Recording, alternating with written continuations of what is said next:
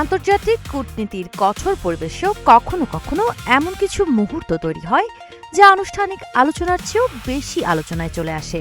এবারও তেমনই একটি ঘটনা নজর কেড়েছে বিশ্বজুড়ে। কানাডায় অনুষ্ঠিত G7 সম্মেলনে ভারতের প্রধানমন্ত্রী নরেন্দ্র মোদী ও ইতালির প্রধানমন্ত্রী জর্জিয়া মেলোনি সংক্ষিপ্ত কথোপকথনের একটি ভিডিও সামাজিক যোগাযোগ মাধ্যমে ভাইরাল হয়েছে।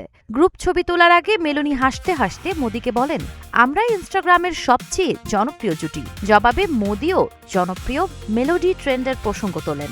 মেলোডি শব্দটি এসেছে মেলোনি ও মোদীর নামের সংমিশ্রণ থেকে। 2023 সালে COP28 সম্মেলনে মোদীর সঙ্গে তোলা একটি সেলফি পোস্ট করে মেলোনি #মেলোডি হ্যাশট্যাগ ব্যবহার করলে এটি ব্যাপক জনপ্রিয়তা পায়। এরপর থেকে দুই নেতার প্রতিটি সাক্ষাতেই সামাজিক মাধ্যমে নতুন আলোচনার জন্ম দেয়। বিশ্লেষকদের মতে বন্ধুত্বপূর্ণ এই রসিকতা এখন কূটনৈতিক সম্পর্কের গণ্ডি ছাড়িয়ে বৈশ্বিক সোশ্যাল মিডিয়া সংস্কৃতির অংশ হয়ে উঠেছে।